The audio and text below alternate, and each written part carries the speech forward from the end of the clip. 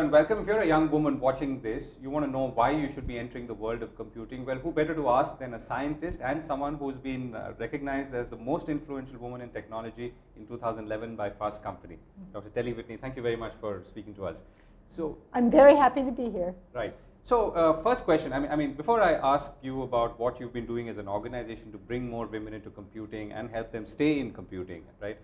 Tell us about your own journey. I mean, what made you enter this space and stick to it in the manner that you did?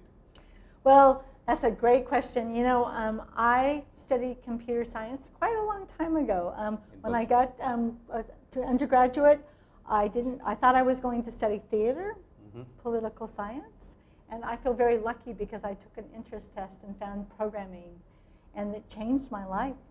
I took my first computer science class, and I really found that I had found my passion.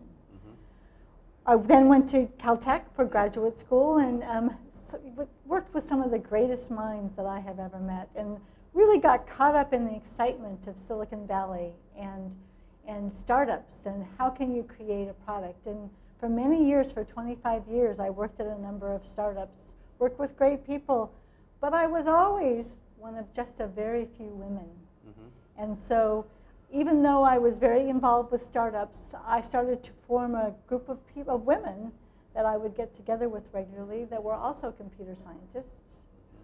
One of them was Anita Borg, and she came to me one day with this idea of creating a conference for women, and that was when the Grace Hopper for Celebration for Women in Computing was born. Right.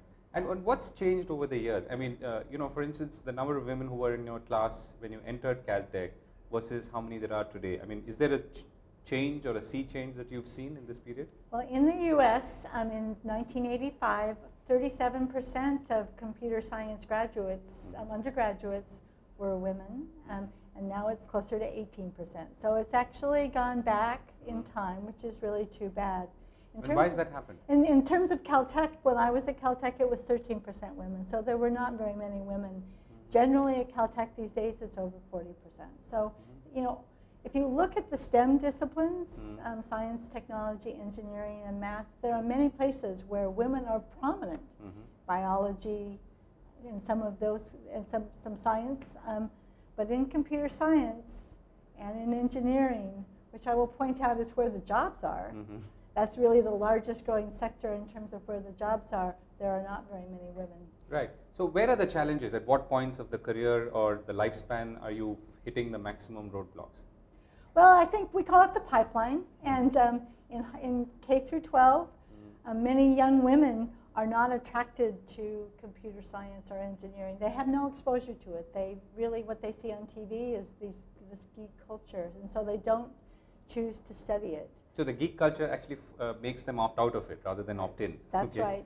Now, I will say that that's in the US. In India, I think that there's really, it's very exciting. Almost 40% of ICT undergraduate are women. Right. I mean, it's very exciting what's happening in India. Right. What we do find is that the women who do graduate, because there are so few women in some of the companies they work at, they do feel isolated. They don't feel like they belong, and they also feel caught between their home life and work life, and so many of them opt out. But I do want to point out that it does vary dramatically between universities and companies. And yeah, can you give us some examples? Sure. For example, Harvey Mudd College, which is in Claremont in Southern California, in the USA, has 40% women in computer science, whereas most universities have 18%.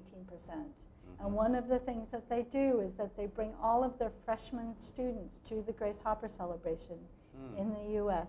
They have a couple of other things that they do, but what that does is these young women, it exposes them to role models who are doing really exciting things. Right. Similarly, at companies, where many companies, they have women leave at twice the rate as men in that 5 years out of school and beyond. There are companies that have really changed the way in which they promote. They provide programs that help both the men and women retain their women. last year we have something called the Top Company for Technical Women at the Anita Borg Institute, and Intel won this. They come from the semiconductor industry, it's where my background is, and I was very pleased because they have really had a culture change at Intel. They have many women in senior executive leadership. I mean, one of them is speaking at the Grace Hopper India conference. Kumar Srinivasan is the keynote for tomorrow. Right, so that brings me to my next question. So how does this differ, if at all, between, let's say, the older generation of technology companies like Cisco, IBM, SAP, and the really big ones, versus the new generations like the Google, Facebook, Twitter, and so on and so forth? Well, that's an interesting question. We work with both. Intel just won our Top Company for Technical Women, but one of our biggest supporters is Google and Facebook. And you'd think that it would be hugely different, but the truth is that it's not. I think that companies like Google will approach the ways in which they advance women differently. They have different procedures, but they learn from each other. It's why they support us both. But for example, Google has really focused on hiring a lot of women, so they have done a great job of women at the entry level. Right. So that's just an expertise that they've developed, and you will see that once again, different companies will have different expertise. Right. So what made you move from doing real-world stuff as a computer scientist to actually advancing the cause itself? That's a very good question, and sometimes I wonder. But I worked at startup companies. I was very supportive of Anita Borg and her work, but really from afar. She founded the Institute for Women in Technology in 1997, and 2 years later she was diagnosed with brain cancer. And so 2 years after that, she was going in for her second surgery, and she could no longer be head of this institute, and it had been floundering because of her illness. And so I somewhat reluctantly stepped in for a few months to help the board find a new president. And that was 11 years ago. Right. We've grown. I mean, the reason that I've stayed is that in my job, every day I have people coming up to me and say, this work changed my life. I mean, what better feedback than that kind of feedback? Right, and I hear that a lot even from your colleagues in India. What is how have you and how are you bringing structure and process into this whole cause of bringing more women into computing, or letting them stay along, or helping them stay on? Well, so for us at the Anita Borg Institute, we have two audiences, and one is the women, and we want them to help to have the career of their dreams. And so we provide role models through many of our conferences. We provide guidance about, from professionals. I mean, how do you have the career that you want? How do you develop professionally? And we also provide role models and connections. So connection, the chance to work with other women is profound. But we also have a separate audience, and that's organizations. What I discovered is that although we want each and every woman to have the career of their dreams, to really have a sea change, you need to change the cultures of these organizations. And so we also work with basic organizations. We provide benchmarking. We also provide access to top talent. Many of our conferences, there's the students there that they can hire. But we also provide guidance to them about what are other companies doing to help them retain and advance women.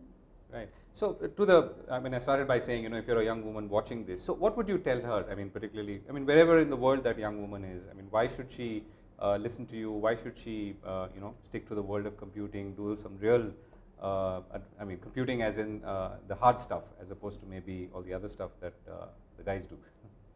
Well, so what I will tell you is that computing technology is at the heart of all the great problems that will change our world. And for us, for each of us, you want to be part of that innovation. You want to have a seat at the table creating technology.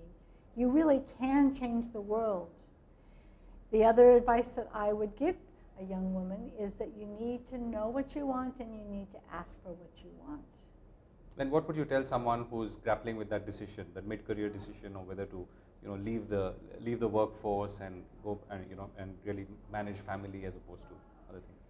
Well, so I think that you can have it all, but you just can't have it all at the same time.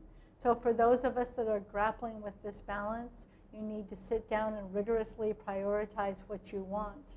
I would encourage those folks to stay in the discipline, perhaps go at a slower pace. And if your company doesn't allow you to do that, then you better find a different place to work. Right. Any, can you tell us some an anecdote from your own lifetime and experience, which in some ways which influenced you and made you more committed to the cause, as it were? To the cause of bringing more women? Yeah, yeah. Well, when I was at Caltech, it was only 13% women, and I realized that I felt very isolated. I felt like I wasn't sure that I really belonged. I mean, that was the reason that I sought out other women. That was a transition. I also found that in my life I've had these really incredible mentors, almost all of them men. But these are people that really believed in me. They really believed in my work. And they made the difference in me taking that next step. And I think that each and every one of us deserves that. Someone who believes in you. I think that's a fair note to end on. Thank you so much for speaking with us, Dr. Whitney. Well, thank you so much. I enjoyed it.